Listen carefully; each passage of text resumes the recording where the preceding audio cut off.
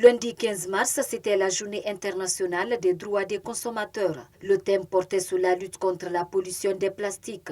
À l'occasion, le président de l'Union pour la défense des consommateurs de Guinée a déploré la présence des produits périmés sur le marché guinéen.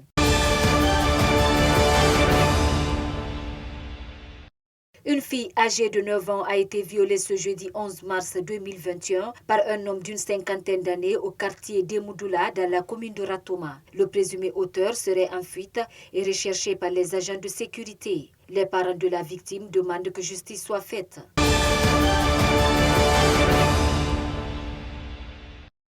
Sur le continent, rencontre importante lundi 15 mars entre le Premier ministre malien Mokhtar Ouane et les forces vives de la nation composées notamment de représentants des partis politiques, de la société civile, des groupes armés impliqués dans le processus de paix pour évoquer dans les détails les réformes politiques et institutionnelles à engager avant les élections prévues en mars 2021.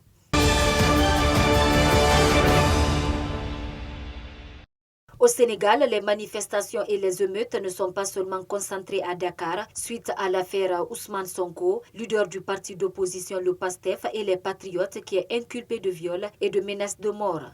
D'après la RFI, d'autres régions se sont mobilisées et soulevées pour défendre la démocratie. Un combat qui va au-delà de la personne d'Ousmane Sonko, comme à Saint-Louis au nord du pays, ville particulièrement touchée par le chômage des jeunes et point de départ de l'émigration irrégulière.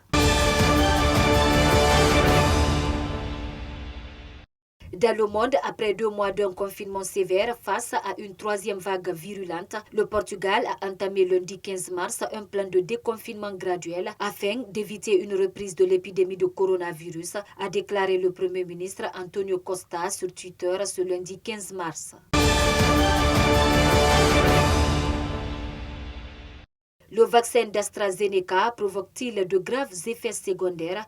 La question agite toute l'Europe aujourd'hui depuis que la France, l'Allemagne, l'Espagne et l'Italie ont annoncé lundi 15 mars suspendre à leur tour les vaccinations comme le produit de la firme anglo-suédoise. L'Agence européenne des médicaments qui s'est réunie en urgence doit rendre un avis très rapidement. À Genève, l'Organisation mondiale de la santé calme le jeu et rappelle que la seule chose dont on est sûr aujourd'hui, c'est que le vaccin d'AstraZeneca est efficace.